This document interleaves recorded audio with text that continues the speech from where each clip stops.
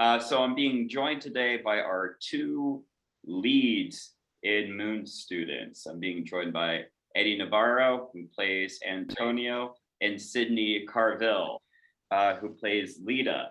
These two have chemistry together like you wouldn't believe. They carry the entire movie. I have rarely seen a couple cry and come together so many times in a movie, like so perfectly wonderful. That was the thing I was really moved by when I first watched the film, because you carry the movie from beginning to end so exquisitely. I honestly was wondering, did you guys know each other before, or no, is that just the magic of acting right there? Eddie, you want to start or? No, ladies first. Well, I mean, we didn't know each other beforehand, but me and Eddie made a conscious decision to get to know each other before, I even flew out to LA to film. So we were Zooming, I mean, what, twice a week at least? Yeah. Yeah, just like talking and rehearsing scenes, getting to know each other.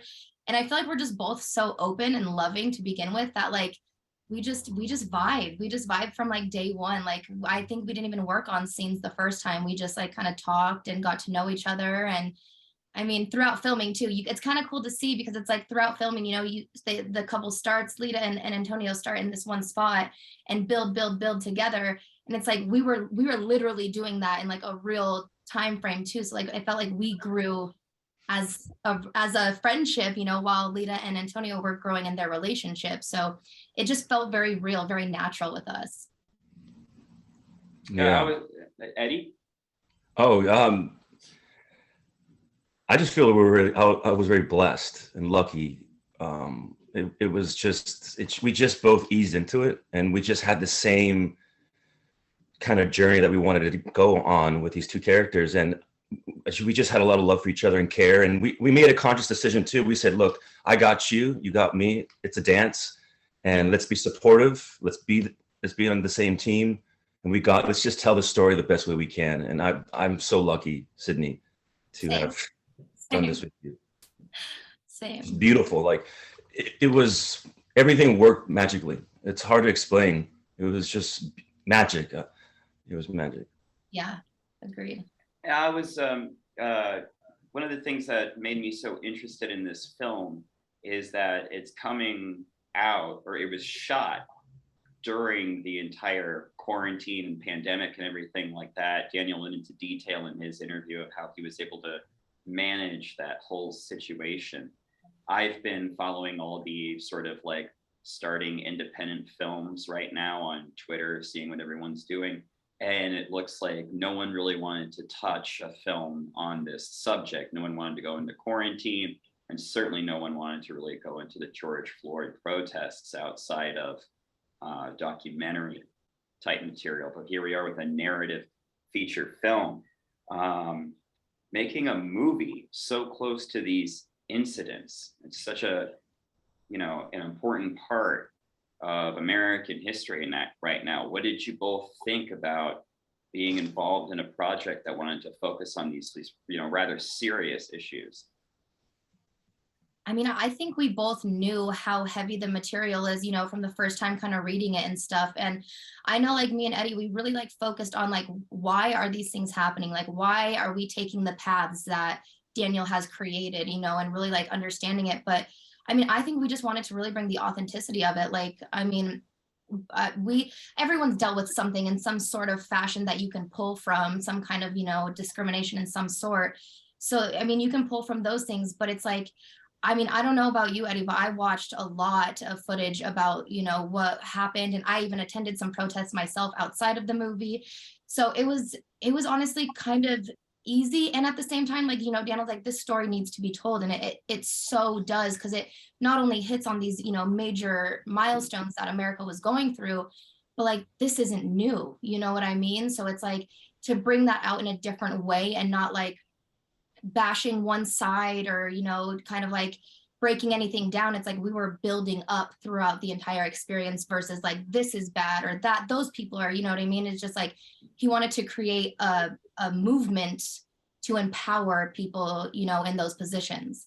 I when I auditioned for the film, I read the synopsis and what he wanted to convey and talk about, and I thought it was ballsy and beautiful, and nobody was doing that. Like you said, nobody was touching that. There were some like horror movie during the time they wanted to latch on to that genre, like, oh, it's pandemic, let's do a horror movie.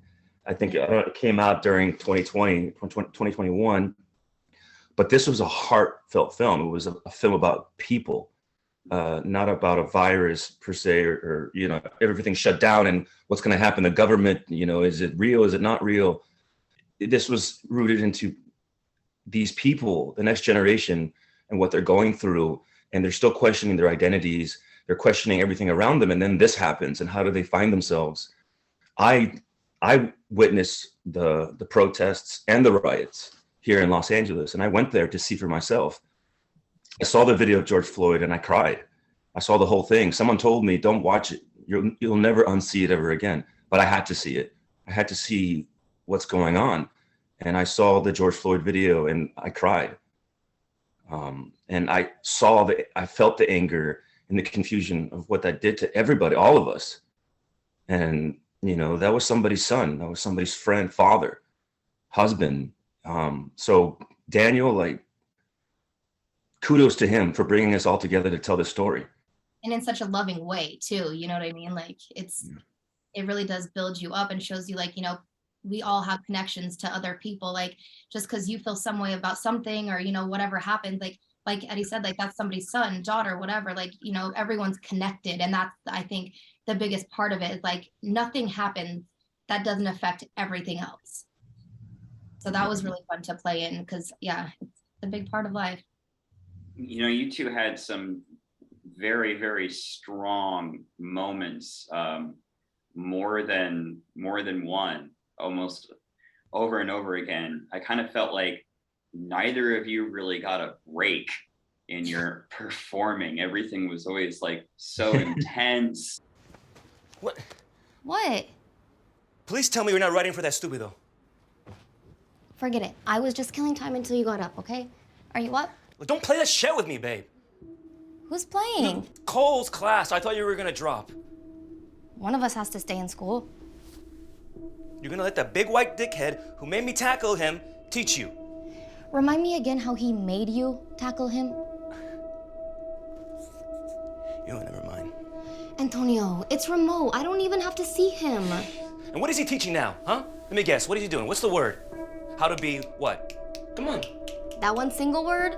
That one out of a million others? You fill in the blank. You're the smart one. And both of you have really outstanding interactions in that way. There was a part that I really enjoyed, which is right before you enter Ethan Cole's interrogation scene. And you're both standing in the hallway together.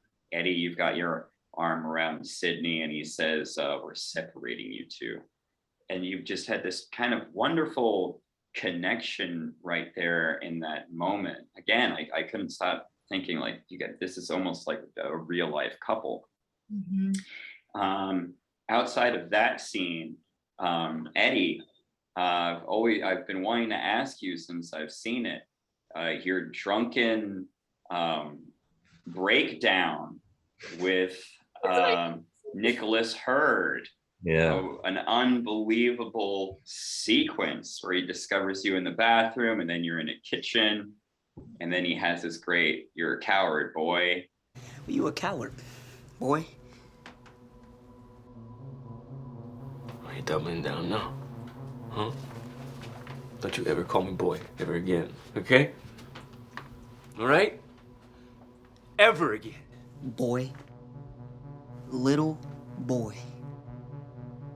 Punk, fool-ass boy.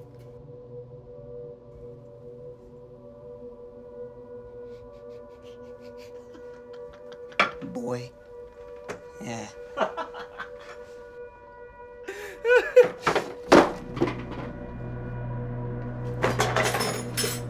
You hard so you can slam some shit? Look at you. Can't even stand up. Right here. Yeah. Yeah. I wanted to ask you about that, and then I had a question about one of your scenes, Sydney. Absolutely. You wanted to know about, oh yeah, that scene, Yeah, that I was afraid of that scene, because I've been there. I've been around friends who've been there. I've helped friends that were doing too much and kind of getting lost in the darkness, and I know what it feels like to try to get them out, and they're not listening. And for me personally, I wanted to really get to the bottom, the darkness of where Antonio is, and how does that look like? You know, it's not just a drunk. I didn't want to act drunk. I didn't drink on set, but I did take notes of how does Antonio get drunk. And now at this point, he's not only aggressive, he's lost everything. He lost the will to keep going. So he kind of wants to go back to the party mode. So that's kind of what I wanted to do with the scene. Like, he still thinks they're at the party. He still wants to, the party's still going, but there's nobody there. It's just him by himself on the toilet. So, you know, we broke it down in beats and moments. I would turn myself around to get really dizzy, kind of like Nicolas Cage would do in Leaving Las Vegas. Oh, wow. So he would do that to get the drunk, and then we would go into the scene, and then, you know, my brain would be like, oh, you know, my head would be turning. But it was a hard scene to do, because that's a love scene too, between two friends. It's a different type of love scene, and he does break down. I didn't know what was going to happen, and me and Daniel and Nick were finding new things, and the way it worked out, like magic. You just bring your ideas, and the cool thing about Daniel as a director and as a writer, he gives you room to play, and he loves ideas, and he let us fly. And it was very emotional for me because that was my last day on set. So, and I wanted to give a tribute to the people who can't stop drinking and can't, you know, stop the things that they want to stop. And you can. And I hope that when people see it, they're like, oh my God, I know what that feels like. I've been there, or I've been with a friend, because it's hard. It's hard to be with someone. You want to help them and you want help. You just got to say goodbye to it, you know? And so that's what I wanted to do in that scene. I wanted Antonio to finally find within himself to say goodbye to the bottle, to get Lito back, to get his life back, you know? So. Wow, how beautifully put there. Thanks, Eddie. That's great. I love that. I'm gonna cry, Eddie. Well, I'm gonna cry very soon. I cry on that scene every time I watch it. I cry. Yeah. Sydney, and of course you have the great closing monologue of the film when you're pouring out everything that's happened to you in your past, which has been something of a secret largely throughout the film. You get these little flashes of it, but here your character is Lita, and she's, you know, immigrated to the United States by herself, and she finally knows how to say everything that's been on her mind. It seemed like a long monologue to memorize, and it puts a cap on the movie. We must realize that we are the America that is yet to speak. And our words will fill the skies. Well, what do you guys think? So how did you get through that whole situation? Well, once I found out we were filming it and not doing the voiceover, That was fun.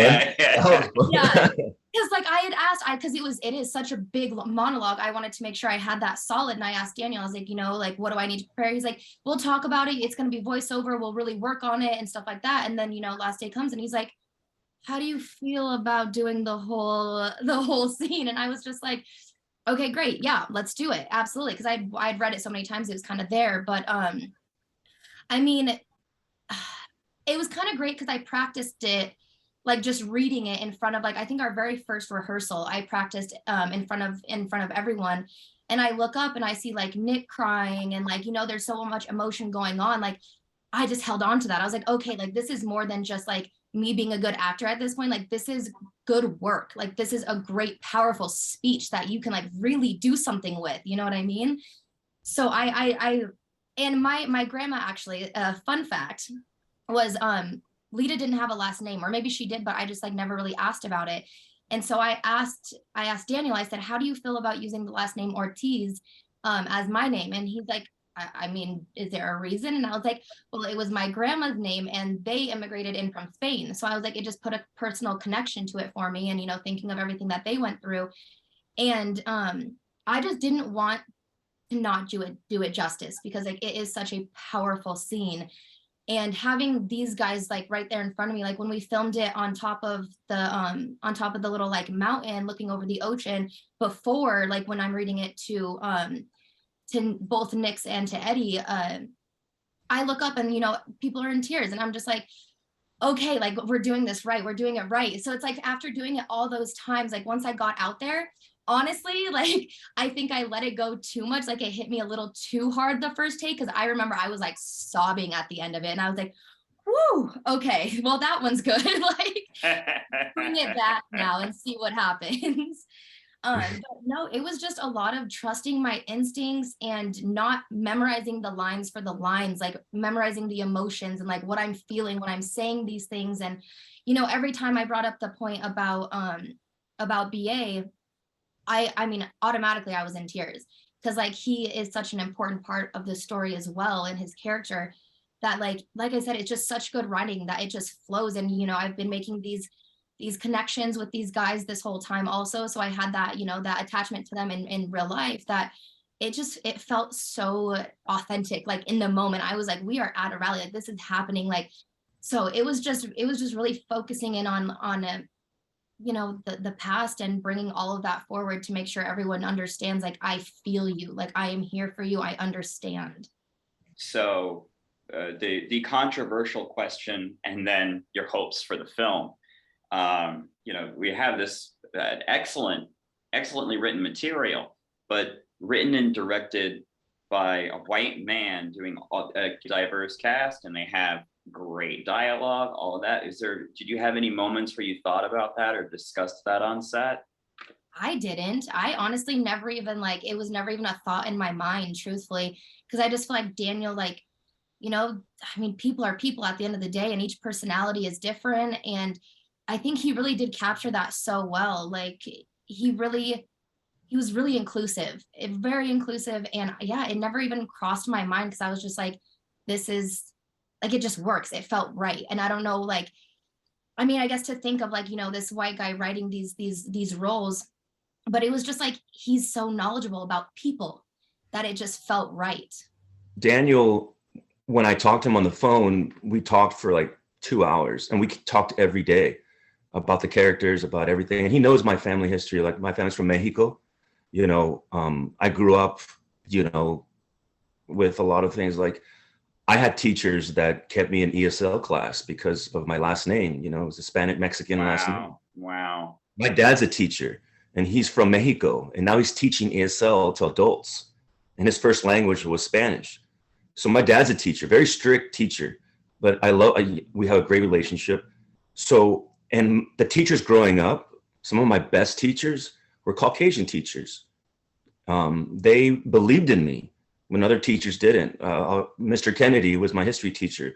He believed in me, and I loved history. My 8th grade English teacher, she inspired me to keep writing my novels and books and stuff, Mrs. Palmer. And she fought for me to get to English advanced class in 8th grade when they wanted to keep me in ESL because of my last name and where I come from. So to me personally, yes, I would love more diverse directors, filmmakers. At the same time, Daniel earns that badge of honor. He earns the right because he cares. He cares about everybody. And I'm so happy he did it. And he wrote it from his heart. But to tell you the truth, I would love more representation. At the same time, I love when other filmmakers and writers are putting us in the limelight and getting more diverse stories. Now that right there is beautiful. And, you know, yeah, that could create some type of conversation. But at the end of the day, it's a beautiful story is a beautiful story. It doesn't really matter who's telling it. So if you got it, you got it. And I'm just happy that it's happening, because I want the next guy who's like Antonio to see, okay, who is filled with anger, and like they put him in a box. Oh, he's Latino, he's Mexicano, he's from there. But like they're passionate. We're passionate people, you know, we're not criminals, we're not this, we're not that. We're people. We will, you know, we have a heart. We cry, we laugh. And so Daniel gives you this, okay, look at these kids, look at these adults. And they're coming from a place of trying to find their own identities. I mean, I'm just happy to be a part of it. And I'm proud of him and proud of everybody. I had to ask this one. I had to ask this. Both of you have a favorite scene in the film, favorite moment? No pressure, no pressure. Do you know one right away? I know which one it is. Well, I have a lot of favorite scenes, but you know which one. Yeah. It's the beach scene. It's the beach scene. We're on the beach. Yep, in your van, right? Yeah. Yeah, yes. That's my favorite. Yeah. I mean, why is it your favorite? You go. It's just it's a beautiful scene. I love the beach. It's a very personal place for me. And I just think that it's just the way Daniel shot it, but also the way I read it on the page. And then when you're there, you're like, oh, wow, we're at the beach. You know, it just seems so real. And it's, sorry, I'm going to get a little emotional, but it's almost like a goodbye scene. You know, it's, she's pleading with him, like, you know, I can't do this anymore. And he's still going to anger, and he's not fighting for her in the right ways. And it just worked out magically. And just, it's one of my favorite scenes. Watching it and being in it, it's just a beautiful goodbye. Not a goodbye, but maybe see you later kind of scene. You're just trying to get back together with me, Antonio, and that's not gonna happen! I thought I could help you, but I can't. Not by myself.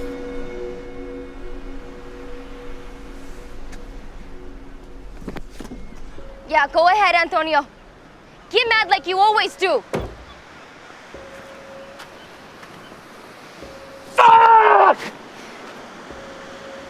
There goes Antonio. Can't talk about his feelings. What do you want me to do? You tell me right now. You want me to do something? I'll do it right here. What do you want me to do? I'll do anything. You tell me. I'll do it. But it just hurts, you know.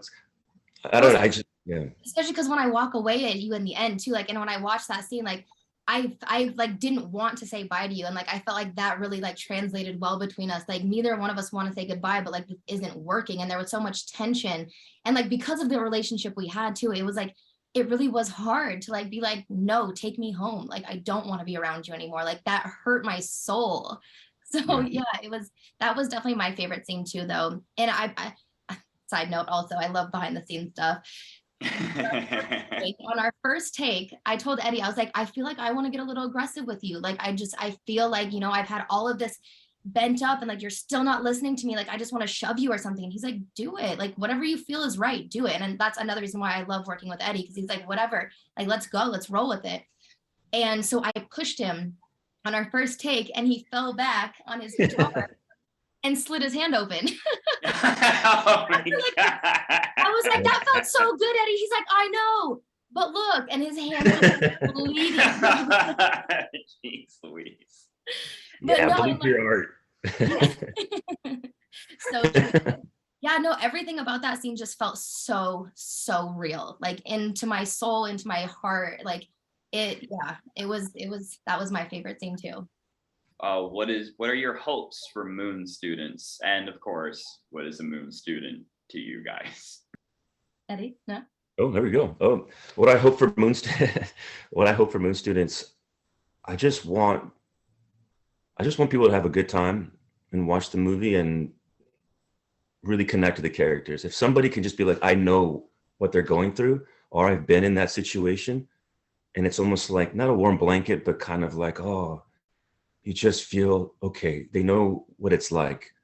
That's if that could do, and I know it will, because watching it myself, I was seeing myself in those scenes, even other characters.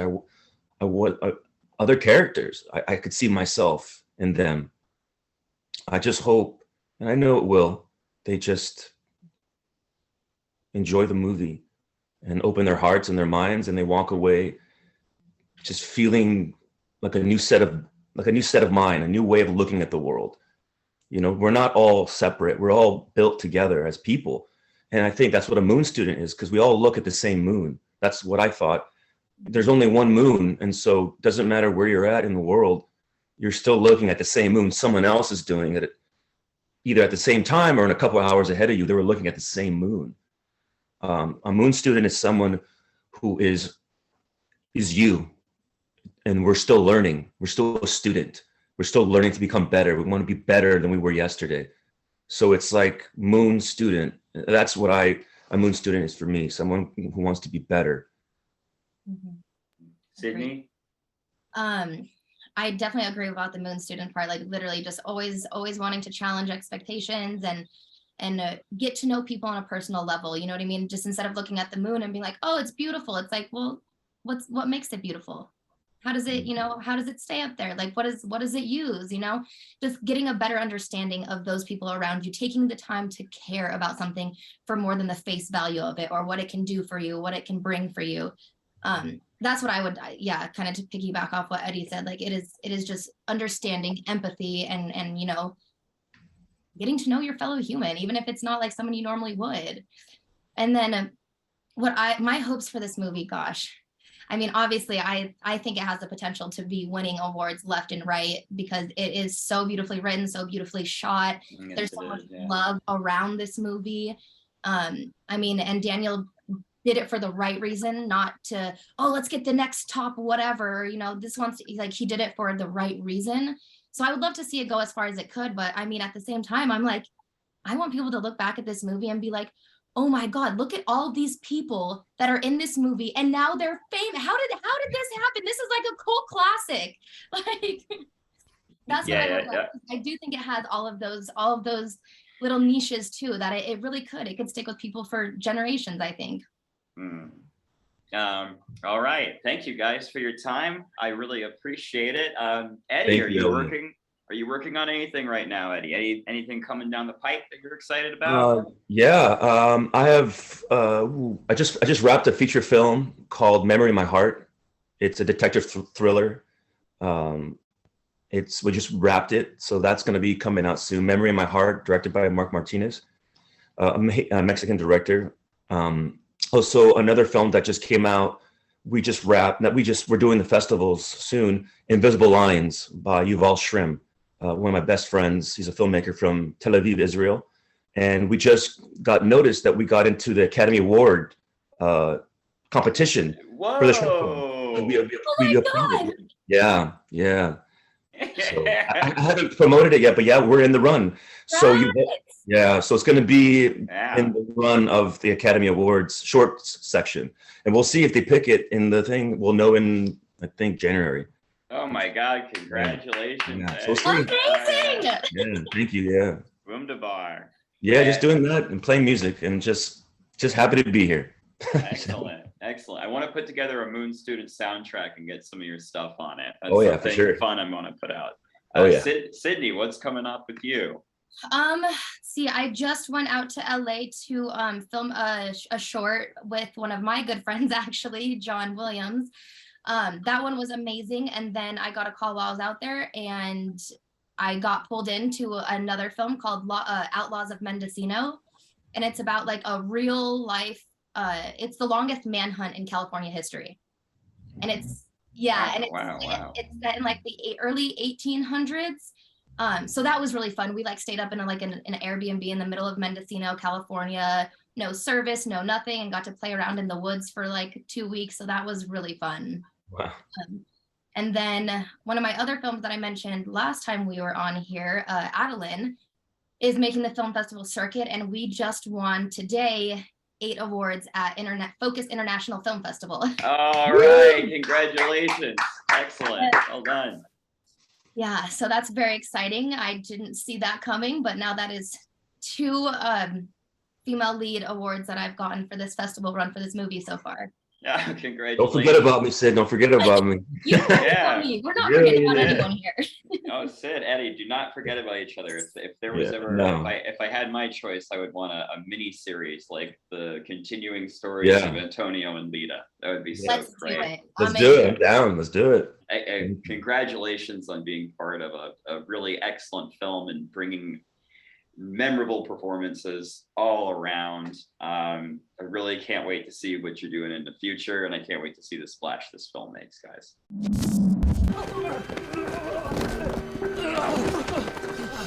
Bam! I wake up every minute with the fever dreams. I push a mind to a limit where it needs to be. I work blind, got vision I don't need to see. I'm picking mind over matter, I believe in me. I need to find more hours in the day to breathe. Need to find more power in the way. Did you hear a word I just said? How long do you think she's gonna let someone like you drag her down? Not by myself. And what is he teaching now, huh? Let me guess, what is he doing? What's the word? How to be what? Mr. Cole.